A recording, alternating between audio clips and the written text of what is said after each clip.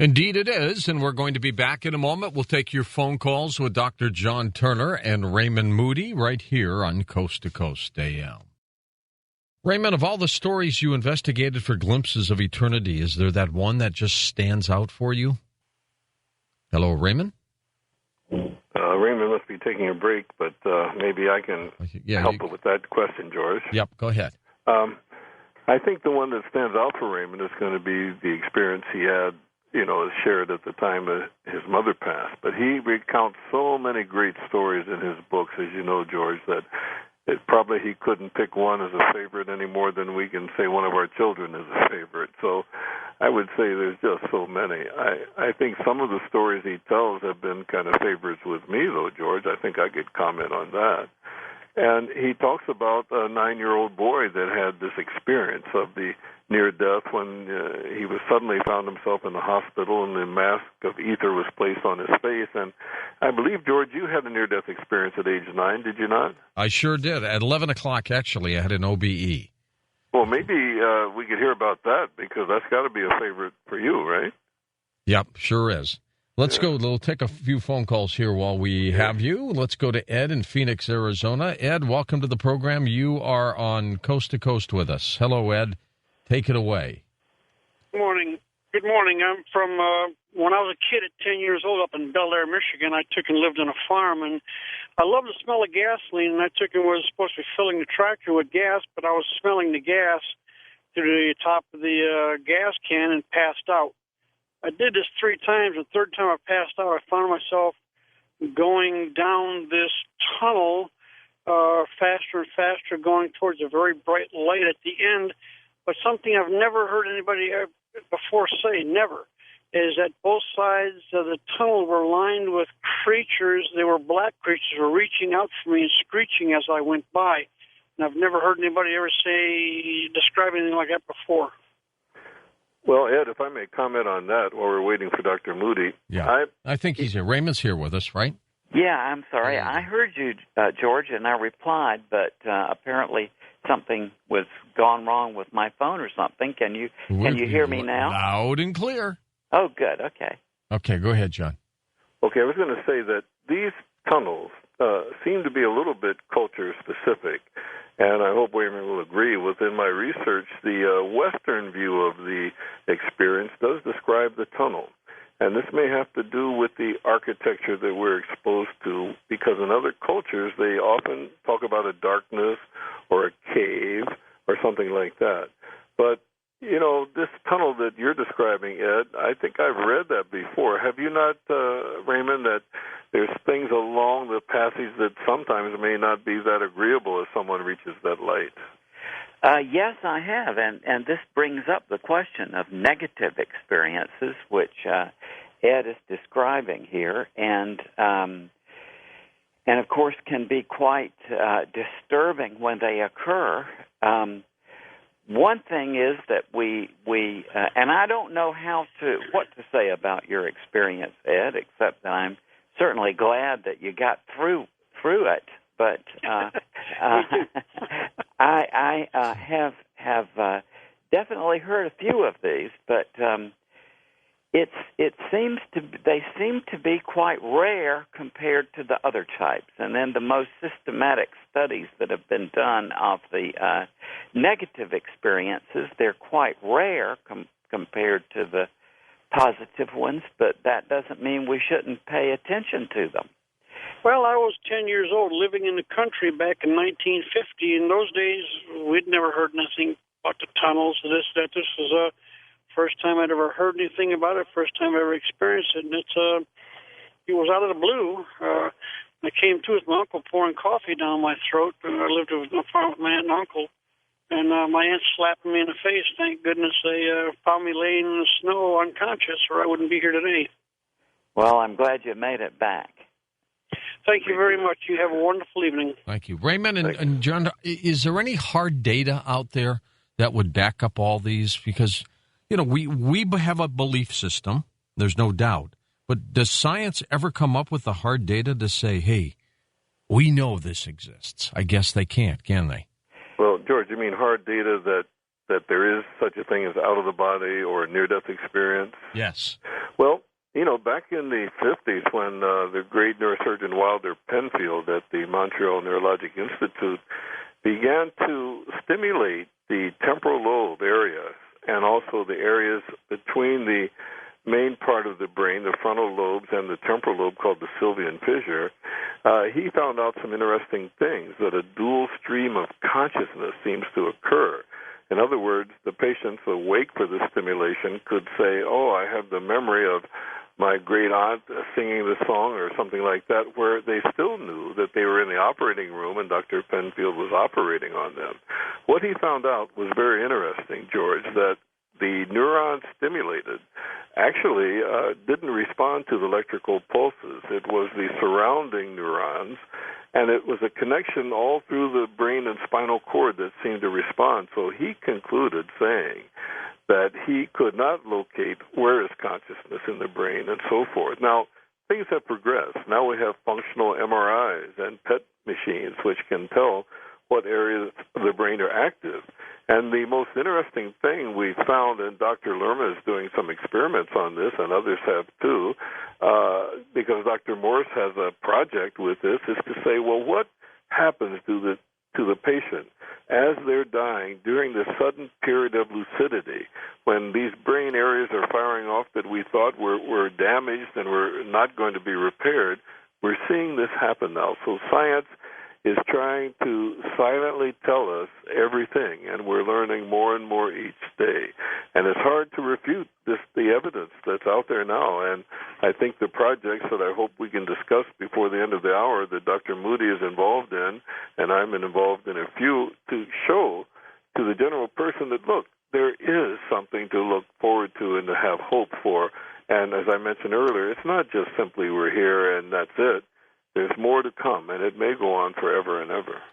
Does this skew sex at all? Men, women, are they more likely to have had this shared deathbed experience? I think Raymond will agree that, no, there doesn't seem to be any proclivity for the sex, right?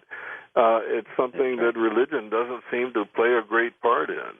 And I will turn that over to Raymond to discuss that further.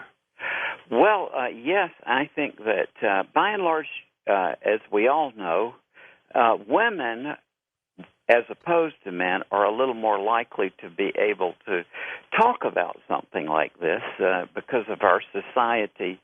Men are more reluctant often to share their emotions, but I think in terms of the incidence of this, it makes no difference. Male or female have these things at about the same rate. But George, I would like to go back to for a moment to the question you raised about whether there is hard scientific evidence on this, and to, first of all, agree entirely with what John said, and also to go on to say that one thing that we often don't think about, really, because we live in an era that is so defined to such a large degree by science, is that historically, the great advances have not come from within the field of science, but rather from philosophy. And let me explain that when there's a question which is very difficult to answer, in which there's all kinds of different proposals out there, and is a very revolutionary question, usually what happens is that the way toward the answer is formulated by someone from the field of philosophy. For example, Aristotle, just had these speculations or thoughts about motion, for example, and he said that because of his the way he looked at it, a heavier object would fall at a faster than a lighter object, and as long as this was entirely in a philosophical point of view, where it was unverifiable, there was no real way of getting the answer. But then along came Galileo. And Galileo did not call himself a scientist. As a matter of fact, that phrase was coined much later. Galileo called himself a natural philosopher, as did Newton also called himself a natural philosopher. And the reason for this long doctoral dissertation that I just came up with there is a very real point, and that's that we've got to leave open the possibility that the initial breakthrough in this question of life after death will not come from scientific thinking, but rather from conceptual thinking. And let me predict that is probably what will happen, that the initial breakthrough into genuine rational comprehension of the question of life after death will not be initially scientific, but rather it will be a conceptual or philosophical breakthrough that will lead to new rational means of investigation. And I suspect that that's what will happen. That said, let me go back again to this question of out-of-body experiences and so on. And one context in which an out-of-body experience does often occur is in the context of a near-death experience, but there are other contexts as well. For example, apparently it's a fairly common experience that astronomers gazing through their telescopes will suddenly find themselves out of their bodies, looking at themselves from above. Or classical musicians playing great music on stage may find themselves suddenly out of their body, looking down from above, and indeed having spiritual experiences. I have a friend, Eric Pagani, who's both a psychologist and a well-known concert pianist, who first told me about this experience in 1988, that playing a beautiful piece of music, he suddenly found himself out of his body and in this light, and yet played the piece very beautifully. So there are other things in addition to being near death that can bring about this experience of being out of their body. And another thing, as I give instances of in Glimpses of Eternity, is that I hear lots of cases of people who are just standing there at the bedside of their dying loved one, and as the person in the bed dies, the person standing beside may simultaneously leave their body and accompany their dying loved one partway toward this light. Okay, back to the phones we go. It's Tammy's turn. El Reno, Oklahoma, east of the Rockies. Go ahead, Tammy. Hi. Okay, first I have a question for Raymond about a book to see if, ever read it. All right. And then a shared death experience. The book is Voices from the Edge of Eternity by John Myers, 1968. Well, no, I haven't. Well, that has I'd say it's got probably at least 200 shared death experiences going all the way back. It's got all the way back to like Anne Boleyn, the 1500s. Oh, my goodness. Thank you so much. And please tell me again that name of that book. Voices from the Edge of Eternity by John Myers, 1968. Voices from the Edge of Eternity. Thank you so much, by John Myers. And my great-grandfather, my mom's dad, was I think this girl was like 17 or 18 years old, was dying.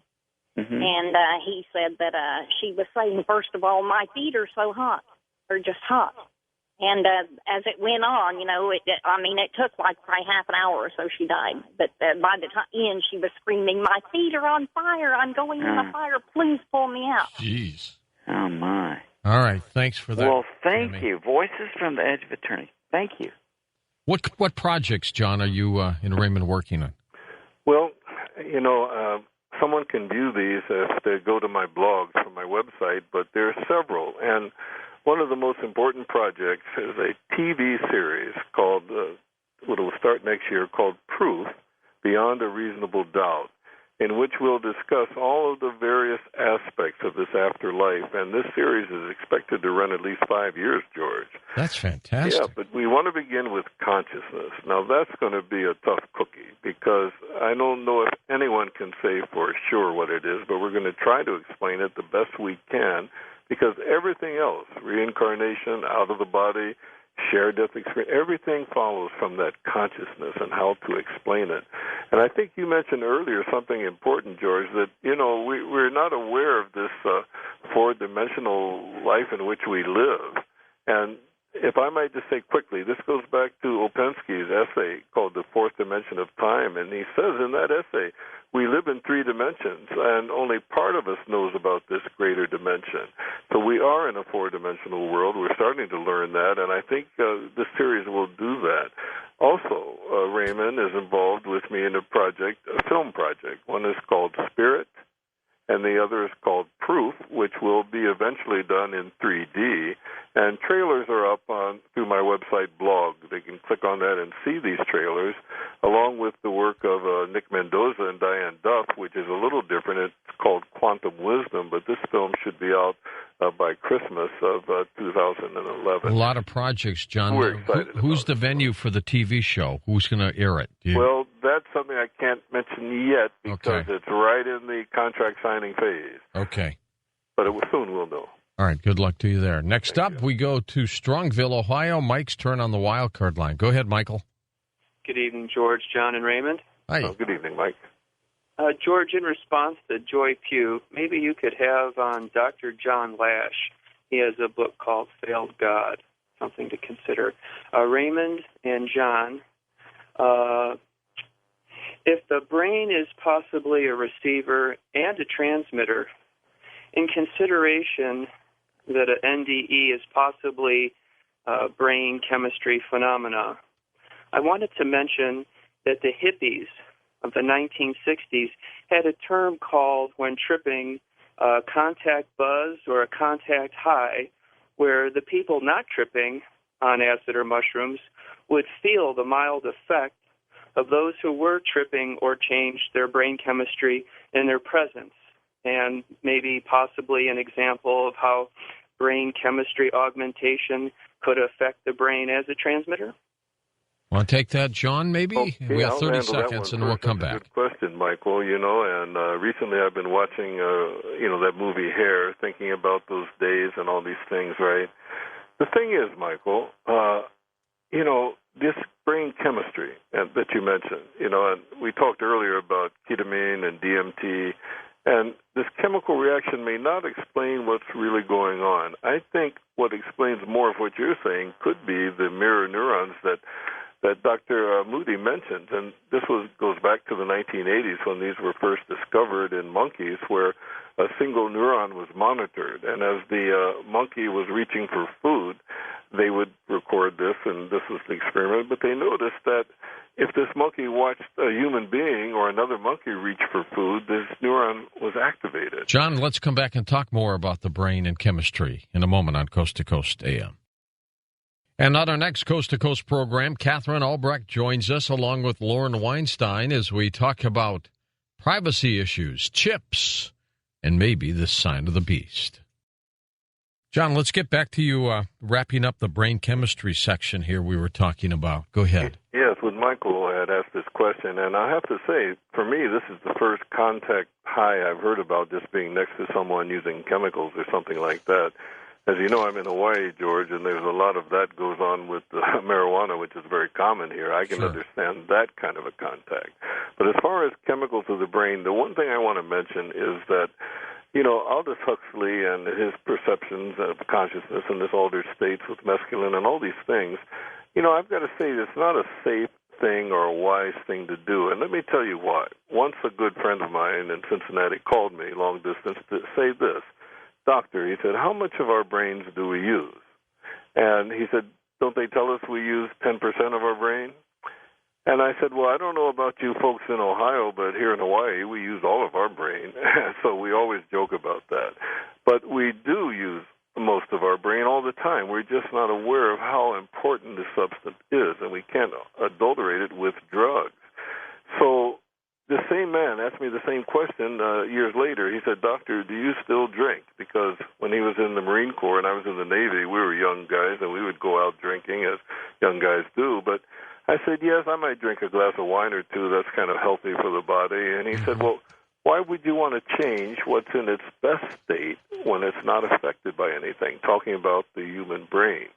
So I would say what these drugs can do, if I can get on a quick soapbox, is they kind of change these filters that the brain has, and they kind of lessen these barriers, and they allow us to assess these other dimensions, but it's not always a wise thing to do. So, Michael, I don't think the chemical thing has ever been proven that causes these experiences that Raymond talks about, the near-death and shared-death experiences. They're quite different from the chemically induced experiments, which show some of the aspects are there, but not the key ones, such as the life review and the life-changing situation. So that would be my thought on the chemical thing. And Raymond, are most people above board with their near-death experiences, in your opinion? Well, I think so. And, I talked to a lot of people shortly after the event. For example, some years ago, I was consultant from a group of cardiologists who got interested in this, and because they had a patient that they greatly respected who came back with a near-death experience. So this cardiology group got interested and would have me come and talk with their patients who had recently been resuscitated. And, when you're sitting there beside the bed of a person who's just recently been brought back from the brink of death. This particular group's patients were a large percentage of them were, businessmen, hard-driving business people in their 50s and so on, who had lived a sort of compulsive lifestyle and, hard-driving people. And, when you see a person like that relating an experience shortly after it happens and you see the tears and the emotionality, the idea abstractly that they might be making this up sort of dissolves. A lot of the so-called skeptics, as I said, who aren't really skeptics at all, but nonetheless, a lot of people who say that, this is obviously people being emotional, or they're there at the bedside of a dying loved one, and of course they're overwhelmed by emotions. Well, mostly this is just sort of armchair people who are sitting there and imagining what things must be like in a situation that most of them have zero experience with. And dealing with the terminally ill has been part of my therapy medical experience. Yeah, from the very beginning. Just from the very beginning that I got into medicine, this was something that was very important with me in my experience of being with the terminally ill and being there with families as loved ones pass away. It's not like you might think of in the movies with people yelling and screaming and all beside themselves and so on. The normal course of events really is that when the death actually does occur, it's almost a relief to people, and things go along very with a surprising lack of overwhelming emotions. Death is, after all, a natural part of life, and it's something that I think the deathbed scene is not like people who are not clinically experienced might imagine it. All right, let's go to Dunedin, Florida. We've got Adam, first-time caller. Go ahead, Adam. Pleasure to speak with you. Sure thing.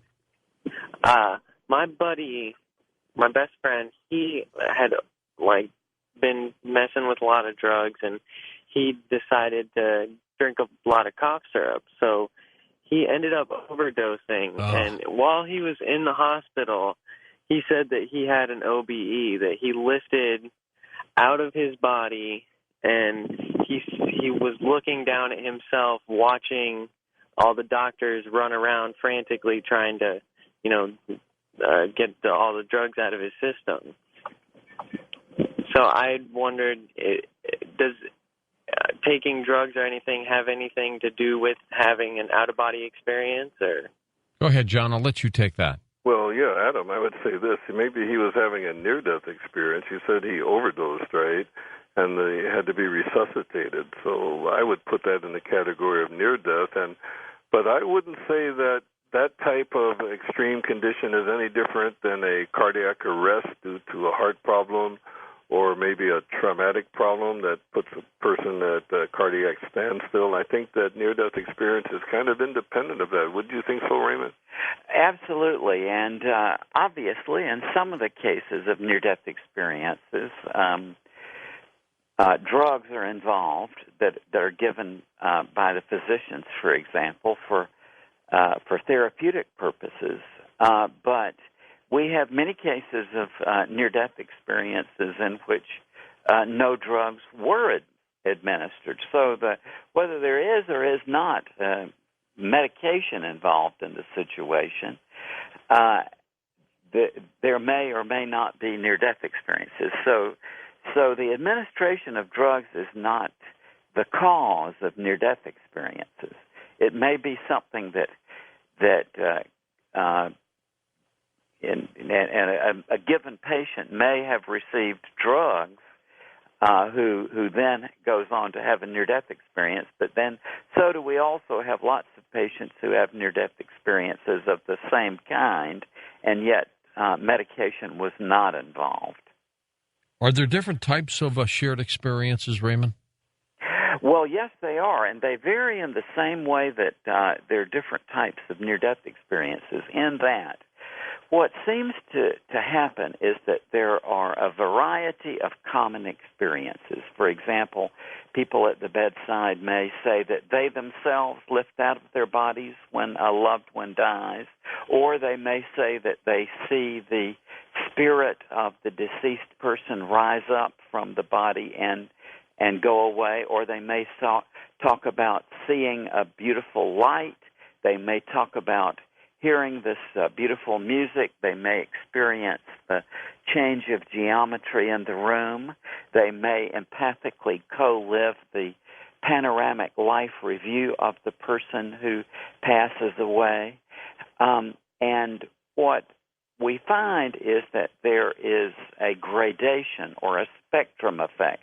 That is, a single individual may have one or two of these things, or four or five of these things, or the whole spectrum of the experience. And so they vary in that way. That is, that they have the common elements, but not every person may have the whole full-blown experience, but only elements of it. And I've had quite a number of cases, too, in which people report the whole thing. So they tend to vary in that way. Let's go to Rodleen in Concrete, Washington on the wildcard line. Hi, Rodleen. Hi, everyone. Hey. Hello. Hi. Well, I have a story about a shared death experience that happened 17 years ago. I was 17 at the time, and I was on the train from Florida to Chicago on my way back to California. And I met a woman, and she was an older woman, and she sat with me on the train, and she told me about her 17-year-old granddaughter that had gotten in a car wreck on a windy road, and how sad she was, and we cried. I cried with her about her 17-year-old because she was my age. And later that night, when we got to Chicago, there was two big tornadoes that came through Chicago, and it caused a lot of havoc, and the trains were late, and I got into some sort of an altered state and was writing in my journal, and I wrote all kinds of things.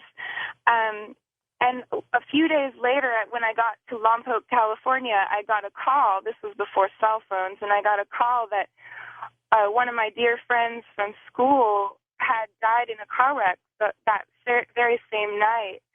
She had been thrown from a car on a very windy road up in the Cascade Mountains. Her name is Cassie Hutchison. And I had written in my journal, I went back to read it, and it was all that I had shared this experience. I was as if I was talking like I was her, like I was there with her, and I was saying, I'm not ready yet, I'm not ready, and the light was comforting me, and I was going toward the light. And I ended up having a dream that night after I realized that she had died and it was her, that she was risen above the Cascade Mountains, and she was with Jesus Christ and Krishna and all of these saints and beautiful faces, and that's exactly what she was. She was just a beautiful soul. Now, these experiences that people share, Raymond, is it what creates it? Is there some spirit guide that does this, that pushes it? You know, George, I don't know, but I really want to find out. I mean, it's what you tend to do, I think, is to look at the first level of trying to explain this in some sort of psychological way, but the difficulty really is that I think that some of the basic concepts of psychology, although they may seem a little more familiar because we use them more commonly. For example, even consciousness, as John was talking about, we all have direct awareness of our own consciousness. So in that sense, it's familiar. Or we may talk about the unconscious or the preconscious or whatever. But we are really dealing with concepts here that are very, very fuzzy. I mean, what is consciousness? And if we think that we know, then all that's a sign is that we haven't thought very deeply about it, because really the question of the relationship between the mind and the body, or the mind of the brain, goes all the way back to Pythagoras. He was probably the first person to...